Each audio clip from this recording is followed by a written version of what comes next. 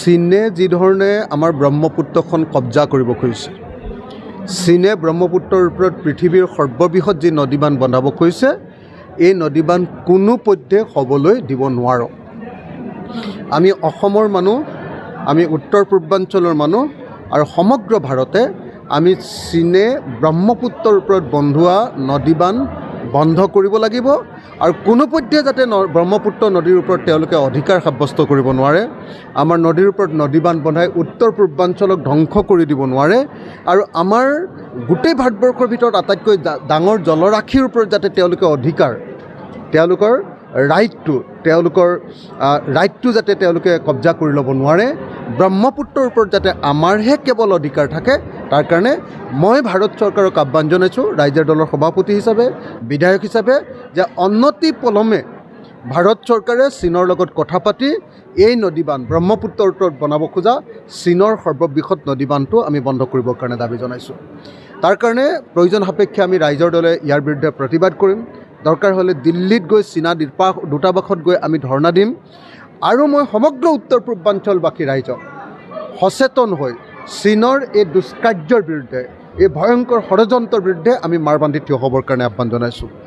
চীনে এইটো অকল আমাৰ নদীখনৰ সম্পদেই দখল কৰি নলয়, চীনে ইয়াক যুদ্ধৰ এপাত অস্ত্ৰ হিচাপে ব্যৱহাৰ কৰিব পাৰিব। কাইলৈ যেতিয়া বাৰিষা কালত একেলগতে নদীৰ পানী একেটা সময়তে এৰি দিব, আমাৰ ইয়াত বৰষুণো হৈ থাকিব আৰু চীনে নদীবান্ধটোও খুলি দিব, তেতিয়া সমগ্ৰ উত্তৰ পূৰ্বাঞ্চলটো মানে একদম ধ্বংস হৈ যাব।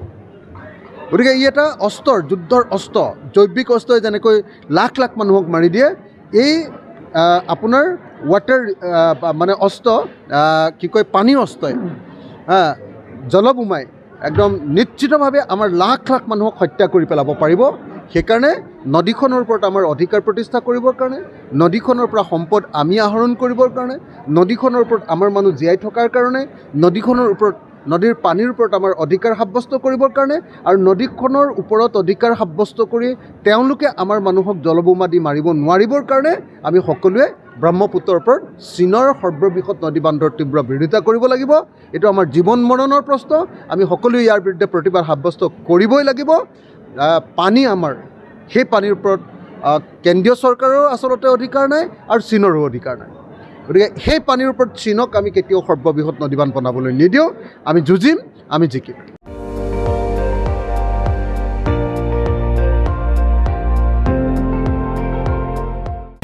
আপুনি চাই আছে ND24, সৰ্বশ্ৰেষ্ঠ নহয়, সৰ্বোত্তমৰ দৌৰ।